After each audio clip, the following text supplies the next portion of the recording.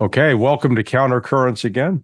I'm Larry Johnson, and I am pleased to have my friend, Alistair Crook, with us today. Alistair is a genuine expert on the Middle East, having lived there, worked there, and knows a lot of the players on both sides of the equation. So oftentimes you get a lot of pundits, perhaps like me, shooting their mouths off about things that haven't actually been there. So it's great, Alistair, to have you here to talk about this. Well, it's a pleasure to be with you, Larry.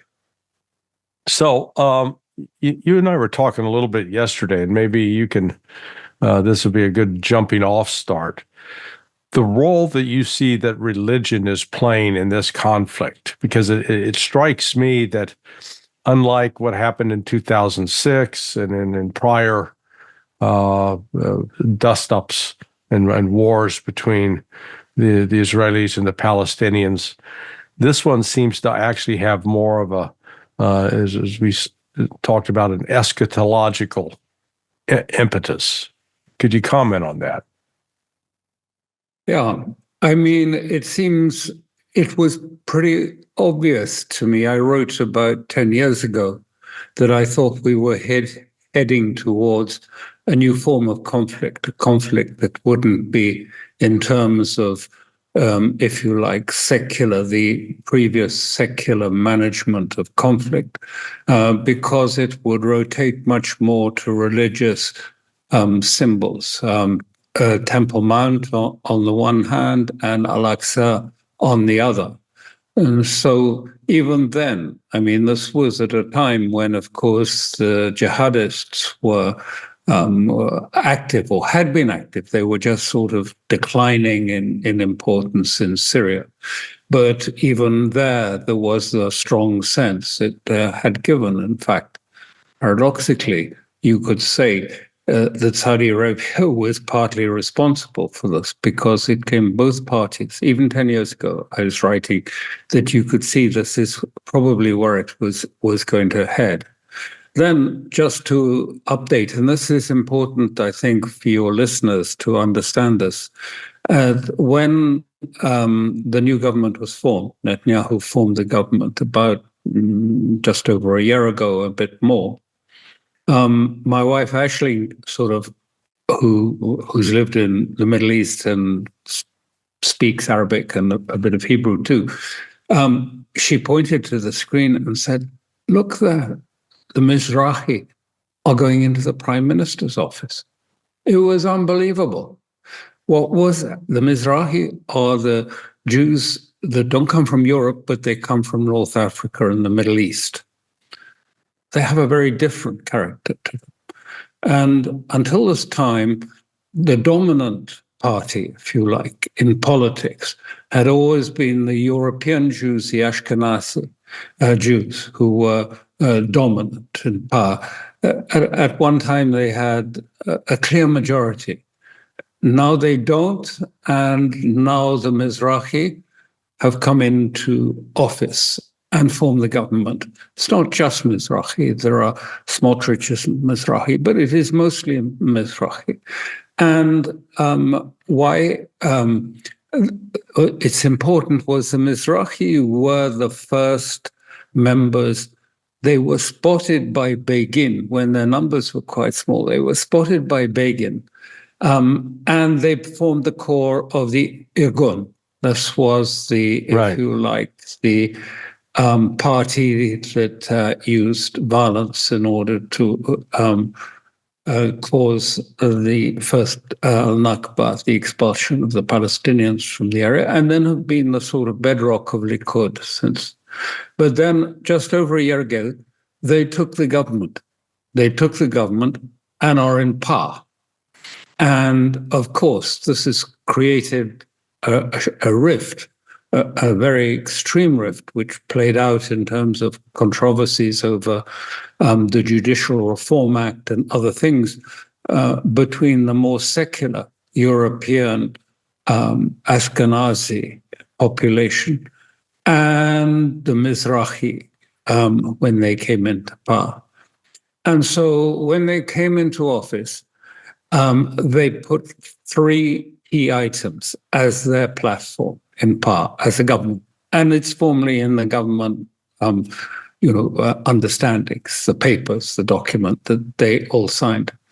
The first of one was to found Israel on the land of Israel. That translates for people to really understand as no Palestine, because the land of Israel goes from the river to the sea, perhaps even goes, it's not clearly defined, but could go up to the Litani and goes up to the Euphrates if you want. Anyway, the first program was that they were going to establish Israel on the land of Israel, which translates into no Palestinians, no Palestinian state. The second thing was that they were going to build the third temple. And that is, preparations are well underway for that. They brought in the red heifers and all the elements that are necessary for the rites of inaugurating this temple. They practice it. They're moving towards it. There's an architect. Its plans are already drawn up. They're there waiting to be implemented. But just so, for the sake of clarity, to understand, that means the demolition of Al-Aqsa. And Al-Aqsa, of course, has become a symbol, not just a symbol of Jerusalem and religion. It's become a symbol of Islamic civilization. Not Shia, not Sunni, not Muslim Brotherhood, not Wahhabi, not Salafist, but Islam writ large. Right. 1,000 years. And then their third element was the implementation of halakhic law over secular law in the new Israel, which then shivers up the spine of most of the secular population of Israel, as you can well imagine. It would mean fundamental change for many of them in their way of living and so on. So this is the revolution. And I'm explaining it because many people just don't see that there's been a revolution, Right. or what this government is about. And then when you go a little further into it, they are essentially looking to establish Israel. And the Mizrahi regard if you like, those Ashkenazi Europeanized Jews as not really being Jews. And they don't think they really want to found the state of Israel as they are commanded to do, because they accuse the Ashkenazi Jews of really being quite comfortable with the occupation. They've learned to live with it. They're happy with it. They don't mind going on with it. Whereas these government, the people the Temple Mount movement and the radical, if you like, nationalist religious groups are going ahead with us and implementing it in a real way. Hence Ben-Gvir and Smotrich.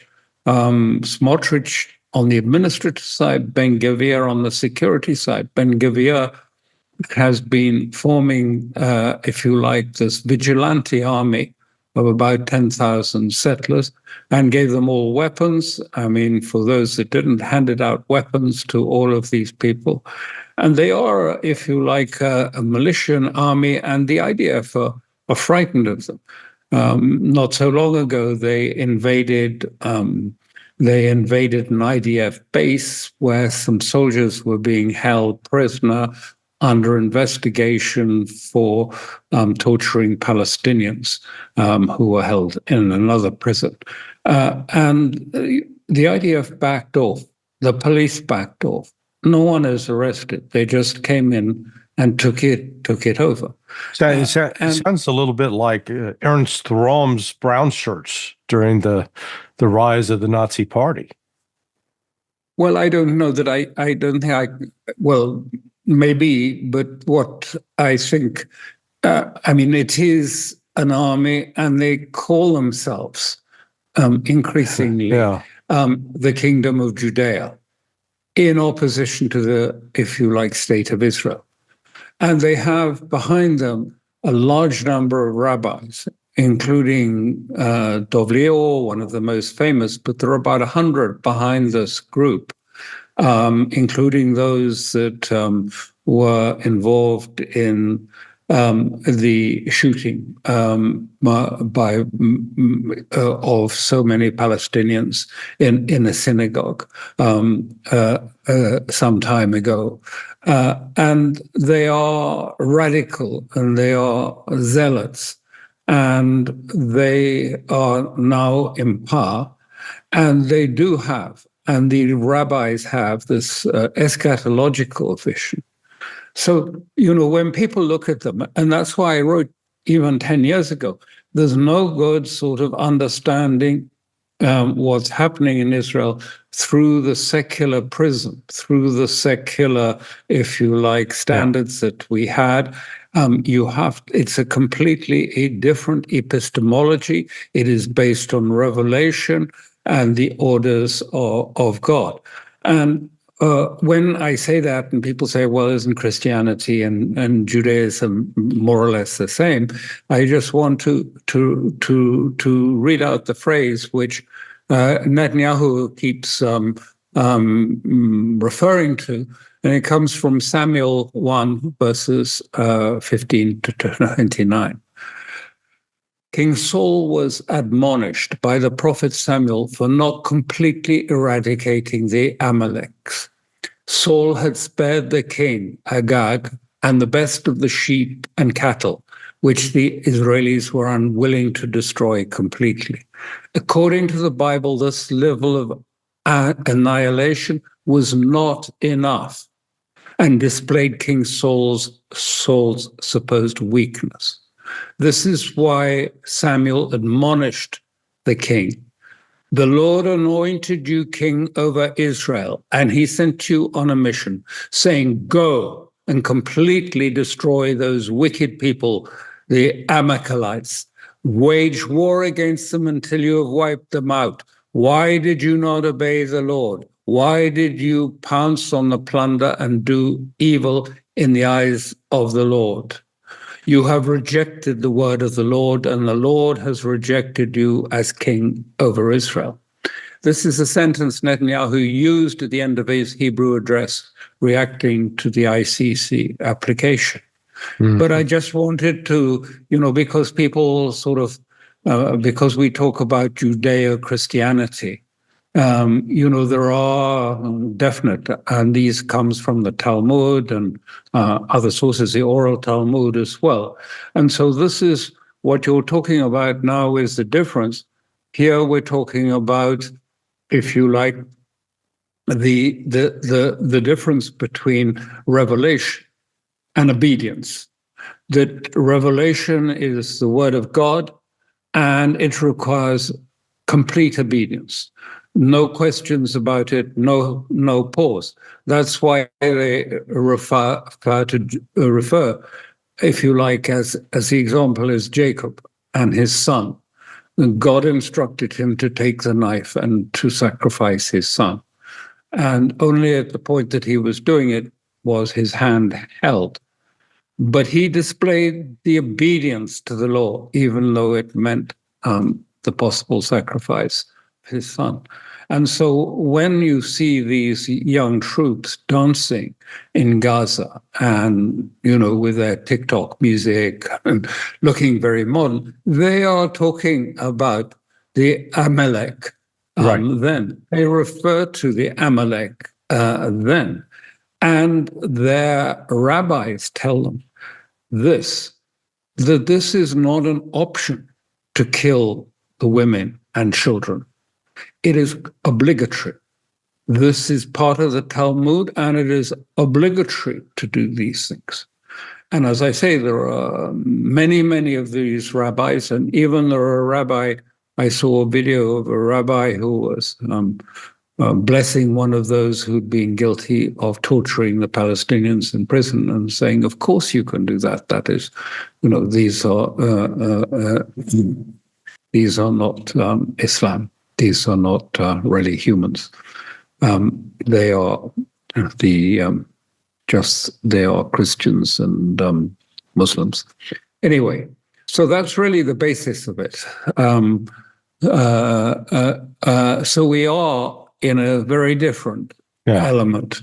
And so what is happening at the moment in this period is, and again, this is not seen in the West very much at all, is that what is being slowly unfolded in Gaza is going to be first of all, to drive the Palestinians from the north.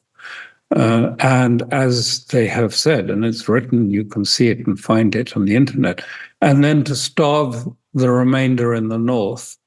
And then when it's empty of it, they will put settlers in there and annex the north of Gaza. And what people don't understand, that for this group, maybe half the people of Israel, this would be a huge thing. This would be Netanyahu, for the first time in 50 years, adding land to Israel, expanding the land of Israel after 50 years of withdrawals, of retractions from the land of Israel. And then this is happening too in the West Bank. Both administratively, Smotrich is effectively put the PA under a siege that it probably won't survive: economic siege, financial siege, people under a financial siege. And Ben-Gvir has set loose the settlers to start driving the people out of the West Bank towards towards Jordan, which they say is actually the Palestinian state and will be in the future. So in a sense, everyone talks about, Netanyahu is seen as a failure. Well, for a lot of Israelis, that's true. But I'm just trying to explain for a key sector, this is not failing yet. It may well do in the longer run. But this is actually a plan that's unfolding on the ground. And if you like, the kingdom of Judea is being established. And many, as they see it and welcome it, many secular Israelis are going. And they say, maybe good riddance. So there's these big schisms within Israel. Do you think there was ever a period over the last, 30 years, 40 years, that there was a genuine desire on the part of anyone in Israel to actually negotiate with the Palestinians to establish a Palestinian state? Or was it always, I guess, a contrivance? They paid lip service to it, but we're doing everything behind the scenes they could to sabotage it. No, I haven't. I can't go back 30, but I can go back 20 years when I was involved there working with Arafat and on the Oslo process. And when the Oslo process was signed, it implied that Israel would want to create a state, a Palestinian state. They would want it for demographic reasons. In other words, that the Palestinians would soon outnumber the Israelis, and therefore it was better if they had a state.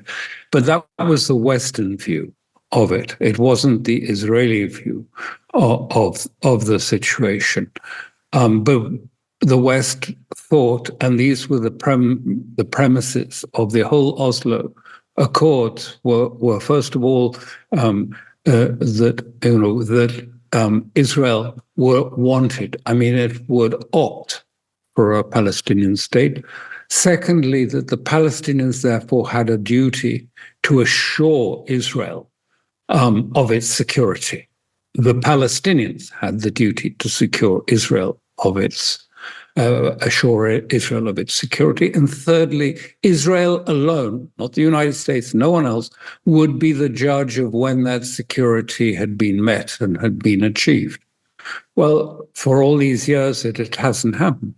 But even at the outset, if there was a sincere wish,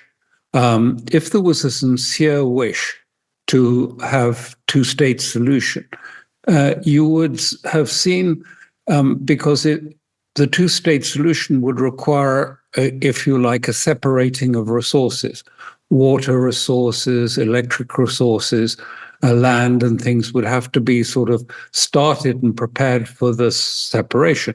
Electricity pylons and everything like this would have to have, quite separate structures. None of that occurred.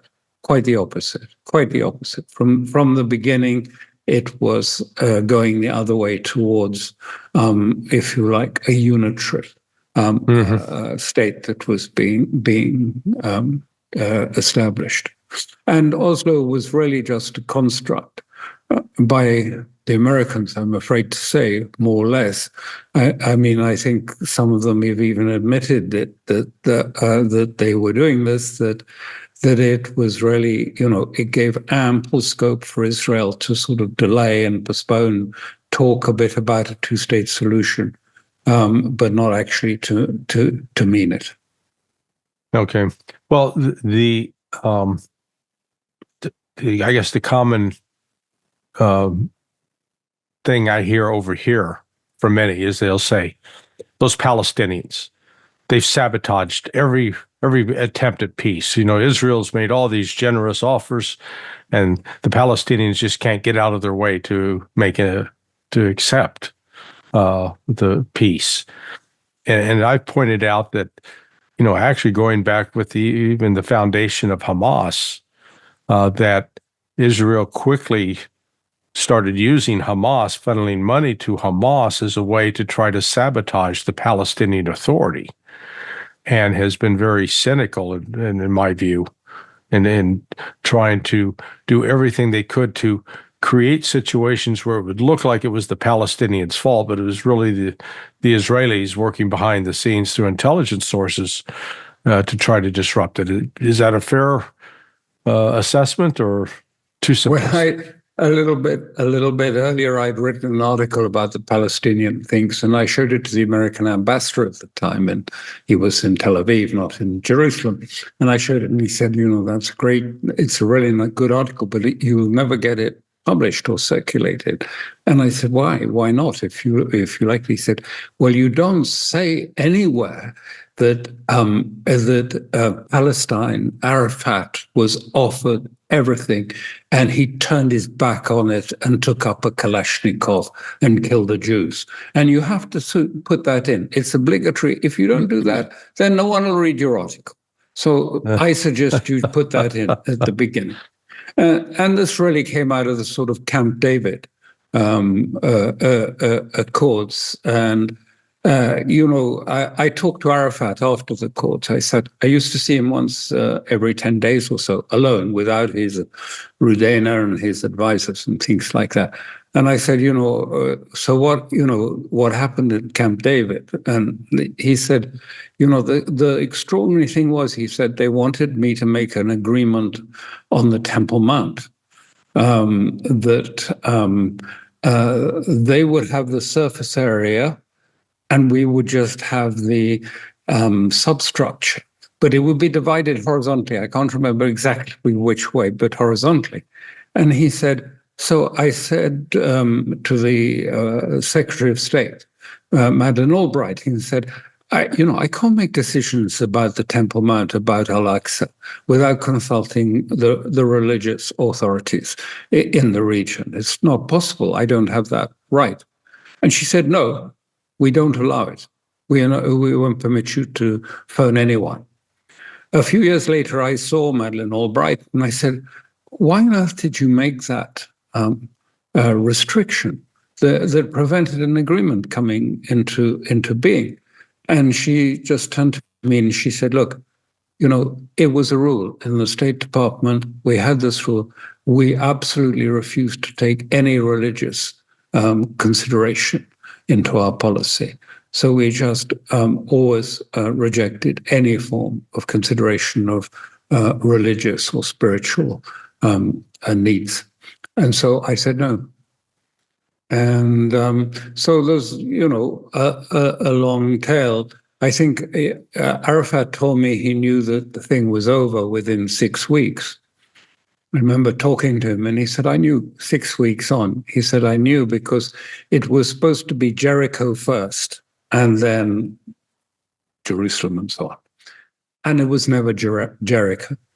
And he said the warning sign came when the CIA officer came and he handed me a list of 50 names. And this is Arafat speaking. He said, what do I do with this? He said, you go out, arrest them and imprison them now. These are the names that were given by Israel and you have to do this immediately. He said, when I heard that, I knew, this wasn't going to be a sovereign state. It wasn't going to be a state at all. We've almost come. This conflicts started as far as East and West with the Crusades.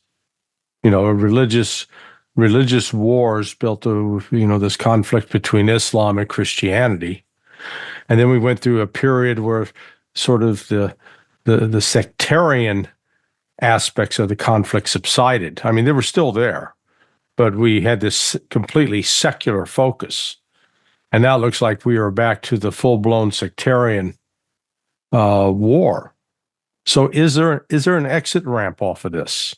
I mean, because what we're seeing, it looks like we're headed for it. And whether it's a last day final judgment battle of Armageddon, regardless, I don't see the political will on at least the Western side to try to find a peaceful way out of this. I would say there is one way out, but we're not there yet.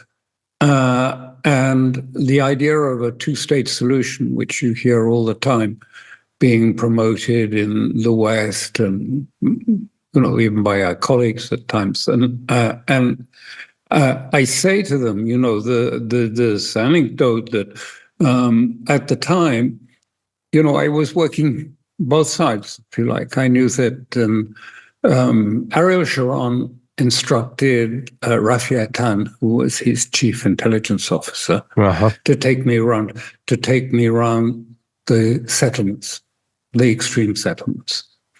And I was a bit surprised, but he took me there and he instructed them that I was guest of the Prime Minister, Sharon, and that they should speak absolutely freely. And they did. And my God, they're nuts.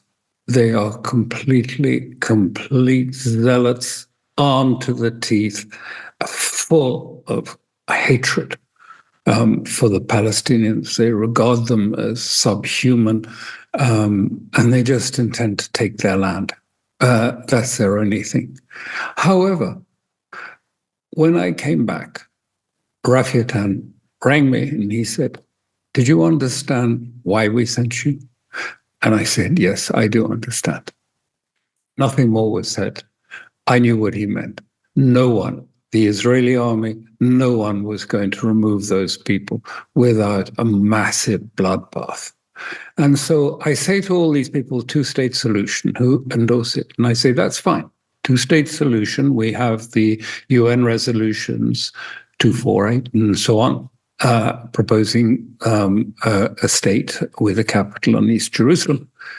But if you endorse that and you promote that, then if you want to be honest about it, you have to say whether you have, if you like, the mandate to use military force in order to remove 800,000 settlers from the West Bank.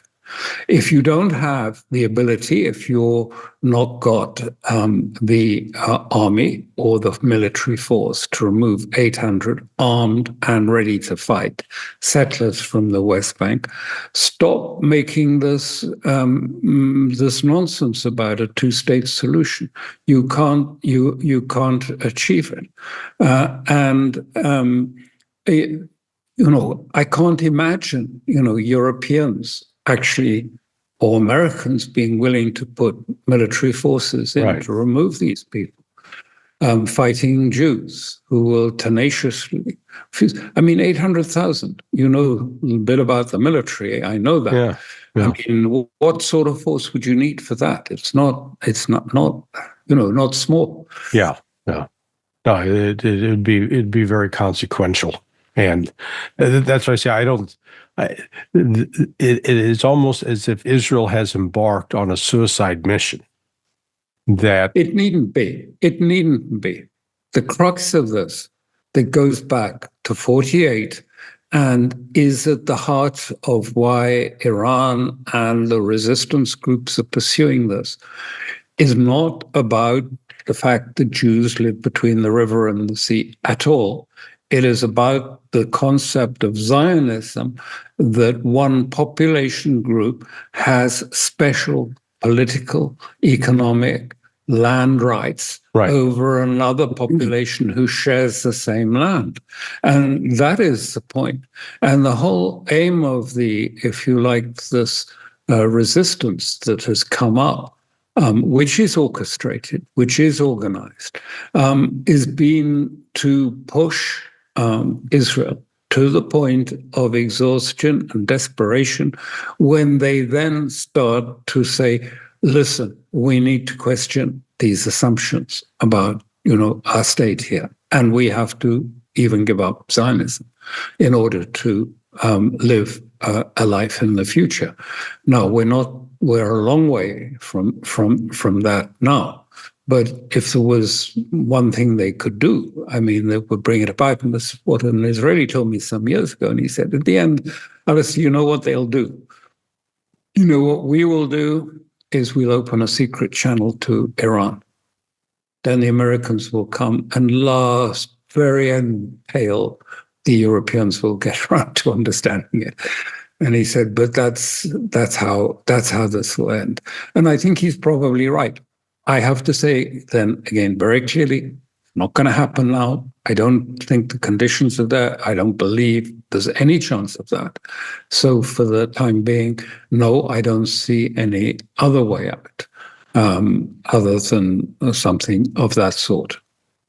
Well, can you explain how you've seen the relationship between Hezbollah and Iran change? I won't say evolve over the years, but from what it was back in the 1980s to what it is today, it strikes me that, if you will, Hezbollah is becoming the grown-up child that is able to do things on its own without having to seek approval or support out of Iran.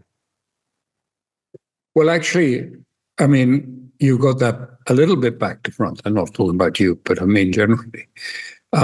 Because it was the Shia of South Lebanon, with their schools and their universities and the houses, that set up the Iranian state in 1501. And it was Lebanon that was brought in and constructed the main architecture of the Iranian state. So they don't feel or don't think of themselves as sort of an offshoot of modern Iran at all. They see themselves as entirely part, not of Iran, because they see themselves as Lebanese, but they are part of the Shia community, the Shia community, and the Shia world. So I've seen, again, I think many Westerners misinterpret this in the sense that as often as not, and I know this because I sometimes have been almost in the room, but sometimes it's Tehran asking the advice of Hezbollah rather than Hezbollah asking the advice of Tehran. It's a two-way process. They respect each other. Each have got their expertise. Iran has a strategic vision which is different, but at places it overlaps and meshes together. So the relationship is much more complex than generally presented. The Hezbollah doesn't just take orders from from Iran. It isn't just a sort of servant sitting there to be used by Iran. That's a complete misunderstanding. Well, that's the Zionist narrative, and it's also echoed here in Washington that Iran is the puppet master pulling and creating Hezbollah, and that's why they ultimately have to destroy Iran. You got to destroy Iran. And so, well, just tell them that the Shia in Lebanon have been there in the south for 500 years, more actually, since about 900. I mean, it's just such nonsense. This is why when Israel says, "Oh, we're going to move the Shia, the Hezbollah out of the south across the Litani." I mean, they've been there for 500 years. I don't think they plan to go anywhere else. That's their home. That's where they've been. And north, by the way, north of the Litani is not really quite one of the small parts of Lebanon that is quite antagonistic anyway to Hezbollah, because on the coastal side, you've got quite radical Sunniists. It's more Hariri territory, and then you've got the Druze. And the Druze play this complicated game. Some of them are in the Israeli army and they serve, and they have a very bad reputation. And others support Assad and are very loyal and have a good reputation in Syria. So I don't think that's a prospect. I'm sure people didn't even think about that when they were making these proposals that are coming up. I mean, and sending Amos Hochstein to Lebanon. And then, again, the misguided sort of sense of policy. What I find quite frustrating is, that policy is so deeply buried in this sort of Western mechanical thinking, rationality, and it's also based in the idea that, if you can offer someone something, if they will take something else, they will accept that. It is a strictly utilitarian structure of thinking, money, that they wouldn't want to die and things like this. They don't think in this way. And, Lebanon, and I've lived in Lebanon for some years. I mean, there's no way. Who would remove Hezbollah from the south? I mean, unless you put in foreign troops, in which case, that would be a war. But who would remove them? I mean, UNIFIL would not do it. The Lebanese army is a conscript army, and most of them are Shia too. And the thing people don't understand is the Shia have had a long history of suffering, being massacred. I mean, the Shia used to dominate the whole area about 900. I mean, it was all Shia, and then the Sunnis and the Caliph restricted them, and Egypt was Shia too at that point. And at times then when they've been repressed, I mean, I know the stories then they weren't allowed to go to their own mosque. They were forbidden by the caliphs and the local authorities from doing that, on pain of losing a finger each time they went to the mosque. So they went and they lost a finger. They went again and lost another finger. And when they'd lost all the fingers on both hands, they still went to the mosque and started losing the toes, and then they lost their hands as well. And they still continued to go to this is the sort of people that it's very hard for us in the West, and I understand this. It's hard for us to understand, this is a different way of understanding the world, and Shiism is very different from Sunnism in this respect. Now, are we starting to see a healing? Let's call it a healing of the rift, or a bridging of the gap between the Shia and the Sunnis. I did an interview with Zainab. She's a correspondent for. Yeah, I know her. I know Zainab. Yeah. And, I asked her about this, and she quickly just dismissed it because from her standpoint, she didn't see the sectarian difference. She saw more of a common bond. And so when we saw Iran and Saudi Arabia start to reconcile, at least reestablish diplomatic relations, is that an indicator, a valid indicator that we're starting to see maybe these two branches of Islam that have been so diametrically opposed in many over the years starting to coalesce? I think something important is happening. I think that you see this in the shrewd decision about 2 years ago by Hamas to call this the Al-Aqsa flood. They symbolized it around Al-Aqsa because, as I said, it's not Sunni, it's not Shia, it's not Wahhabi, it's not Muslim Brotherhood. It is Islam, and the civilization of Islam stretching back 1,000 years. And then what we have had is the spark of nationalism coming back. Nationalism, which has, been suppressed really since, 53 or 58, when we had this great suppression of the Ba'athist socialist Arab republics by the, you remember this was the result of the clean break document that people like Richard Pearl and others had produced to ally with the kings and the monarchs and emirs against the socialist Arab republics, which they saw as being too close to Russia.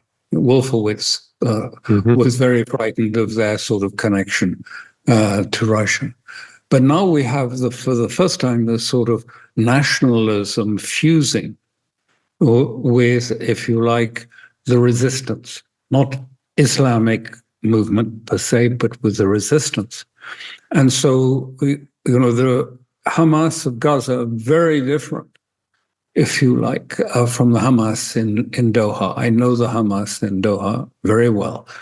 And Hamas in Gaza, they have a different outlook. They are fighting a war of national liberation, an anti-colonial war. They are not fighting an Islamic war. And they say that. And the founder of Hamas said that very specifically to me when I met him before he was assassinated. Yeah, I think we're entering a phase that militarily doesn't make sense from the standpoint of Israel. And what I mean by that is, it'd be one thing if after the last 11 months they had quailed, suppressed, and destroyed Hamas, but they haven't. In fact, Hamas appears in some ways to be stronger, at least, Yes. gathering recruits. It's becoming more supported than it was prior to this October 7th. And so, having not suppressed that, Israel now is turning to engage and expand the war with Hezbollah, expanding the war at the very time that, in terms of their military resources, that they've degraded. They've not increased. Why are they doing that? You see, Sinwar, in fact, has written a novel. It's a very interesting thing. It's in Arabic, not other, but it's all about the dispossessed people, the people of the camps. But it's also about the need for sacrifice. The blood must be spilled in order to preserve the Palestinian people, not necessarily the people of Gaza today, but the Palestinian people. It requires a sacrifice, and we willingly give the sacrifice if it can keep the Palestinian people alive and in the future. And so, again, these are sort of sentiments that are very hard for very utilitarian Westerners, very materialist Westerners to really grasp how people can think in this way. But it is a different form of thinking of, the actual virtues of sacrifice. And that is a key element in Shi'i, but also in other parts, Sunni thinking. And in a way, what someone said to me, which I think was quite prescient, said what was happening in Lebanon with Hezbollah was the Kerbalization of Lebanon. I have to explain that. Kerbala is a city in Iraq, but it was also the site where the Prophet's grandson decided to fight the Damascus army of 3,000 with a force of about 80 people, and was slaughtered on the ground. Ibn Hussein, who was the grandson. And this sacrifice is, when you hear the Shia talk about every day is Ashura, every month is Kerbala, this is what they're talking about, about standing and accepting death in the name of justice. It is what was said to me is, it's not wholly true, but it's very true in terms of Hezbollah. I put, incidentally, a little link to a video of their missile city. I don't know if you'd seen it, but you might find it fascinating. There's huge underground cities. They have several of them under Lebanon, which is where their missiles are slotted. So, all these things we're seeing at the moment are just untrue. The story about, Airbnb missiles, having missiles in your attic and getting an income, right, instead of paying absolute balderdash nonsense. Even in 2006, I remember on the ground, because I was in the South during those periods, and, Hezbollah, the villages and towns had asked them before, and Hezbollah gave an absolute undertaking never to help any weapons anywhere near anyone's town or village or house. Absolute injunction.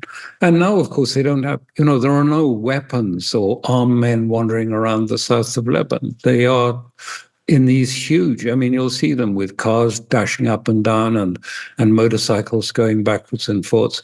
They're elaborate, deep things in many, and that's where their missiles are. And they don't bring them up and move them around. We see the movement of Hezbollah's missiles. They can't. They're underground. They fire up through silos, straight through the mountainside. But the mountains there are sort of this craggy rock that, it's not smooth rock. It's all in little, pinnacles and areas. It's ideal. It's like the Khyber. It's ideal place for, you can hide a huge force in that. And so again, you hear all the Western story, which is, oh, well, if the bombing doesn't work, we'll invade. Well, you're welcome. That's what Hezbollah wants.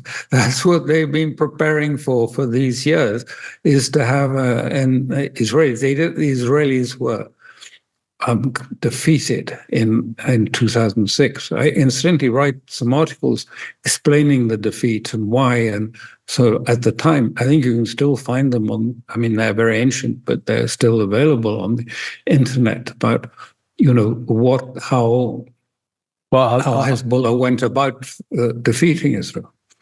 Well, I'll share a name with you when we're offline, but this individual was part of the U.S. Department of Defense, is Jewish, and just yesterday I'm involved with a weekly Zoom call, was just almost jubilant about, oh man, Israel is really taking it to Hezbollah. They've destroyed half their missiles.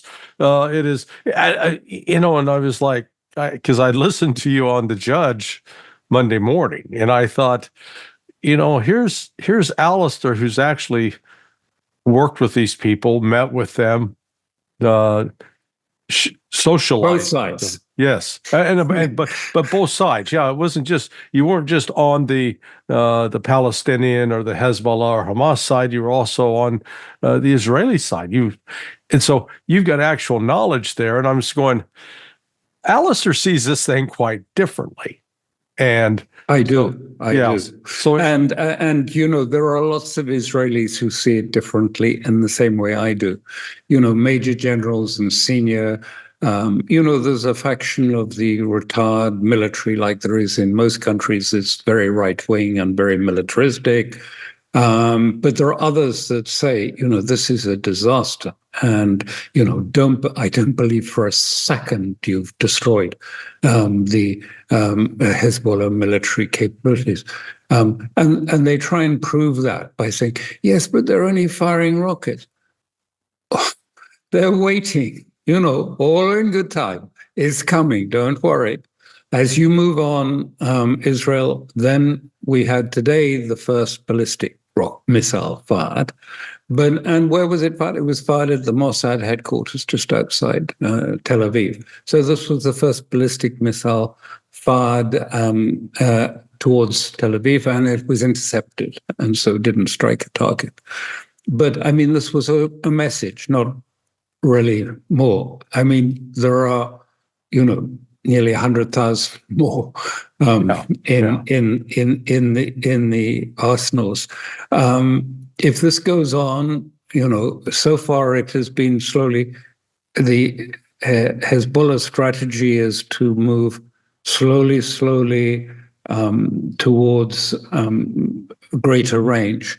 So now we have 2 million Israelis that have to go down to the shelters every day as the rockets are fired. Haifa is badly damaged. Safed is on fire. The town is on fire. There's a lot of damage. Air bases have been attacked. Of course, we have no knowledge about how seriously because there's censorship in base.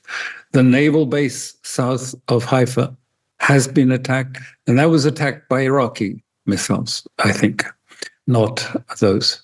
And the other thing that is really exercising the Israelis, but they don't really say much about it, is there are now 40,000 troops, Syrian, Iraqis, and Houthis on the border with Golan, awaiting the order from Hezbollah if there's an invasion by Israel into Lebanon to invade across the Golan and the other borders into Israel, into the Galilee.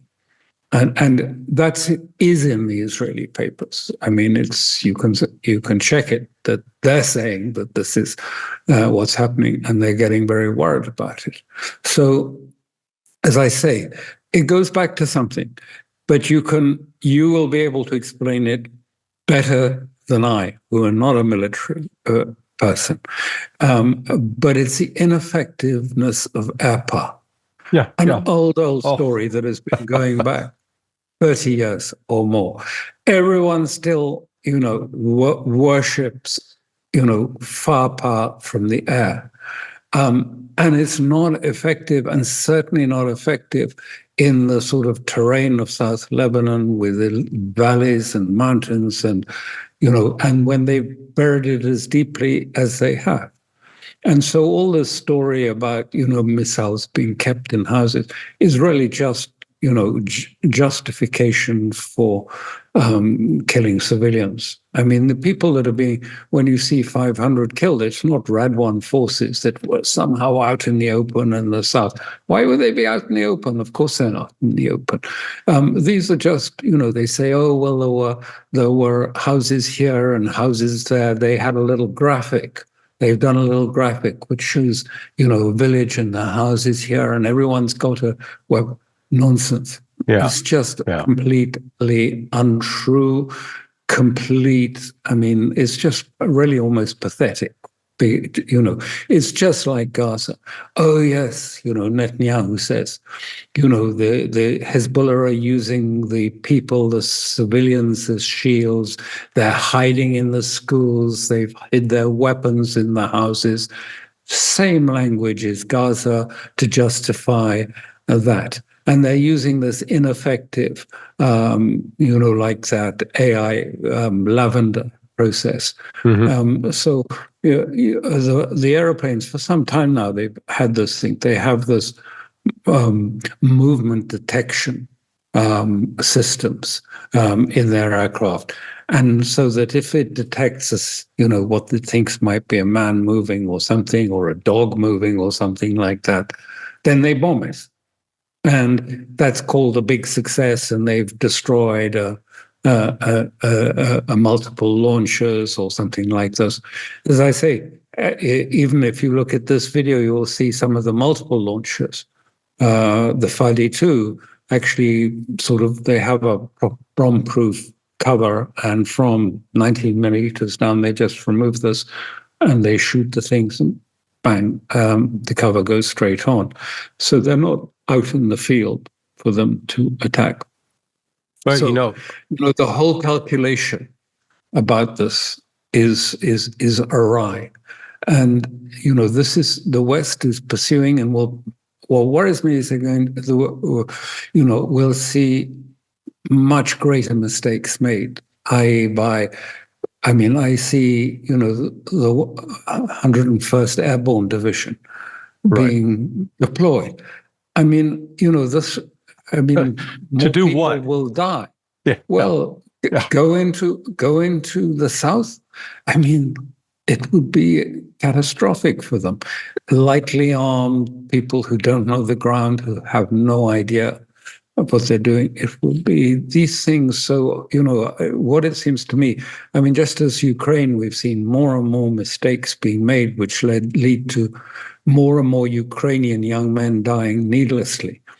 The same thing is going to happen here if people can't really say things that they don't want to say, like your friend on the Zoom call. Yeah. He can't acknowledge that, that actually Hezbollah is very controlled, 80 kilometers, 60 kilometers. They've gone a bit further south of Haifa. They fired one ballistic missile. Tomorrow it will be more ballistic missiles. And they will keep this up for as long as it takes. Unless there's a realistic assessment. And if, the powers that be take all this nonsense that Israel is destroying Hezbollah in Dahi, that's a suburb of Beirut, and in the Bekaa, which is not in the south at all, by the way, it is up in the northeast. More civilians will die, young people, children and families. Lots of families that die, complete families being killed, just like in Gaza, in Lebanon. Well, I ran the numbers last night when the piece I wrote compared the losses in Ukraine of civilians, where the Russians have taken great pains to try to avoid killing civilians. And Yes. And on average, there's about 320 Ukrainian civilians are dying every month, which is it's still a terrible toll. But what's going on in Israel is the Israelis are killing almost 4,000 Palestinians a month, which is 10 times, and it is just absolutely no regard. Gaza, West Bank, South Lebanon. And, we hear lots of people calling for restraint. They don't do much about it. And I don't see any sign that they will do much about it. These deep structures of, Western globalist interest, on which they're load-bearing structures on which the whole of their policy towards the Middle East and elsewhere is very dependent. If those structures collapse, it's going to have a huge impact on the United States, because I mean, these structures that are basically pro-Zionist structures. What other raison d'être do they have beyond saving Israel, supporting Israel? And if that doesn't happen, it will change the whole structure, the power structure of the United States, I believe. Yeah. Is there anybody, do you see anybody in the West that is offering the kind of wisdom to intervene diplomatically to bring a halt to this? Because my assessment is, as I look at it, I think the political forces are arrayed in such a way that there's absolutely nobody in particularly in the American political system, Republican or Democrat, that's going to be able to intervene in any way to keep Israel from killing more civilians and killing itself. No, because they've been so successful in suggesting that any derogation from complete support for Israel and its policies is anti-Semitism. Yeah. And so, the Europeans are frightened of that, and Americans are frightened of it. Other people frightened too of this. So, they have a sort of a form of exemption. They have, if you like, immunity to do what they're doing for now, for the next period. No one is going to stop it, even if it could. So let me get you to play prophet. The assumption in the West is, I have great faith in your abilities, brother. Yeah, I've seen you work. The assumption in the West is that Iran's ultimately have to come in to rescue Hezbollah. What do you think are the odds that Iran is going to actually get embroiled in this war with Israel?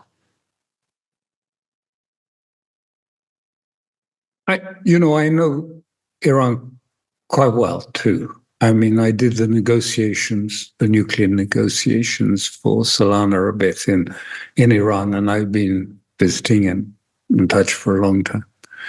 I think it would be a huge mistake, a very profound mistake, to think that Iran is bluffing when it says that if the circumstances are right, that it will strike Israel gravely in response to Haniyeh's murder. I think you would be making a mistake. The Iranians think these things through very carefully, and I think they've understood the question of time and strategic patience.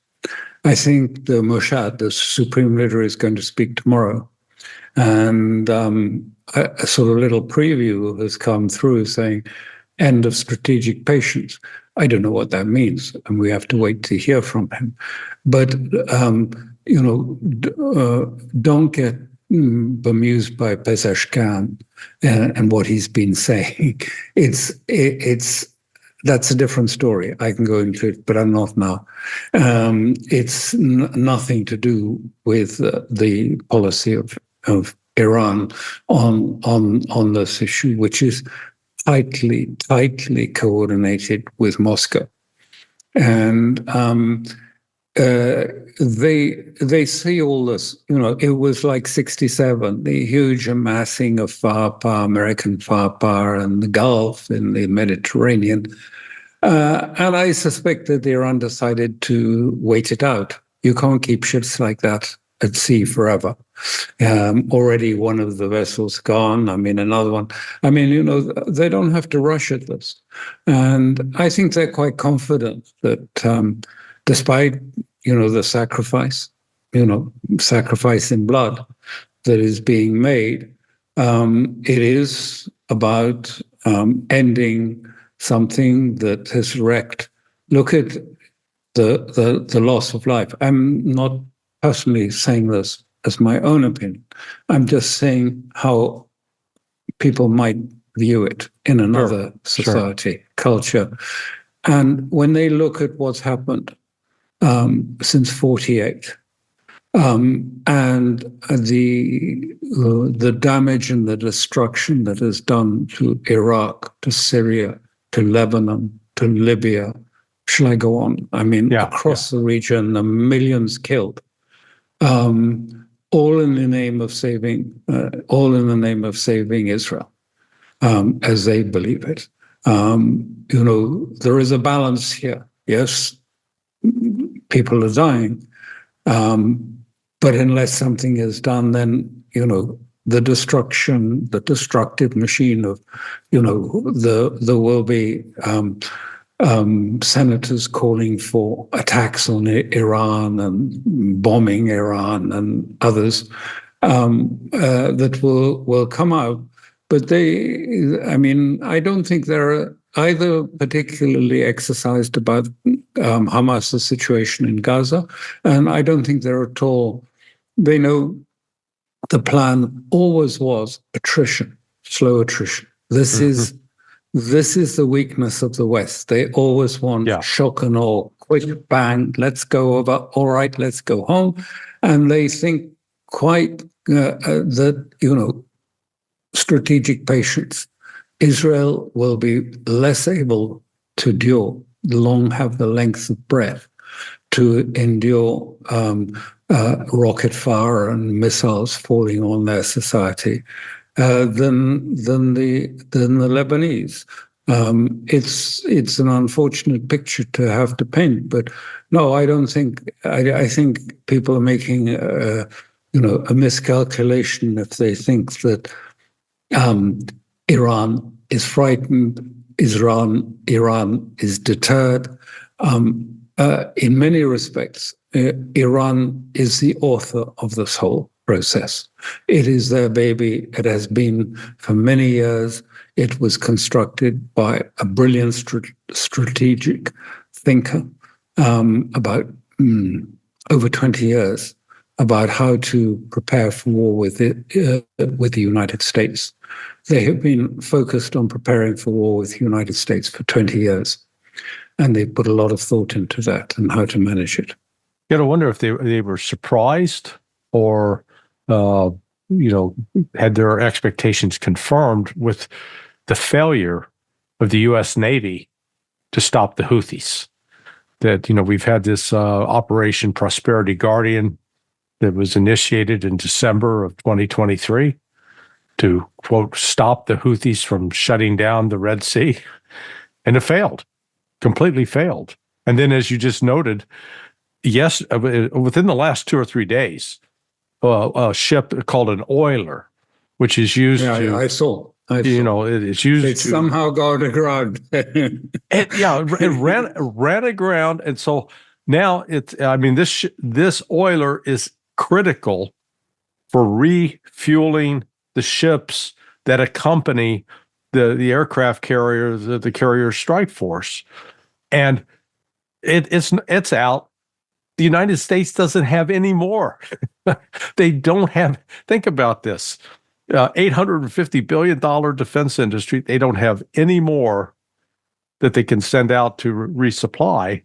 And if they don't have that, those ships may actually have to be withdrawn from the area. I mean, it is, so you've got to, I wonder what the people in Iran, they've got to be sitting there going, no, that can't be right. The Americans can't be that incompetent, can they? I think the Houthis are one of nature's great warrior peoples, along with the Gurkhas and a few others. They are natural fighters. They love fighting. They're enjoying themselves immensely with this. They produce, million-man marches threatening Israel, and the Houthis really are in their element, and I'm not surprised. I try and get this across, and I can't get it across at all. Maybe you have better luck. This is a completely different form of warfare. there's been a revolution in warfare. We're Yes. still stuck on the warfare of the post-war era, air dominance, bombing by air. And now people for 20 years have been working out that, there's a way to defeat that. And this is what you're seeing, whether it's in the Houthis or whether it's in Iran or somewhere else. Yeah. Well, listen, my friend, I've kept you for well over an hour. The nice thing about these conversations, they go quick. You go, heavens, how did time fly so quickly? I fear I'll have bored the pants off your listeners. I'm sure. No, actually, eschatology and all that. You're a very sane, informed voice, and it resonates. I saw that Eve Smith at Naked Capitalism. I don't know if you saw her article, but she went into depth analyzing and alerting people to what you had said during your conversation with Judge Knapp Monday morning. I mean, it's always insightful, but I thought that was particularly useful in helping educate people. And that's why I do this here at, we've got the term counter currents, because we want to go against the conventional wisdom and have people actually look at things for what it is. So, that's good. It's a good project. Thank you for doing it.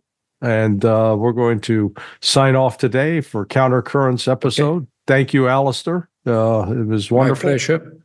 Please, if you enjoyed this, I ask all those you who are viewing it to hit the like button and subscribe. I thank you.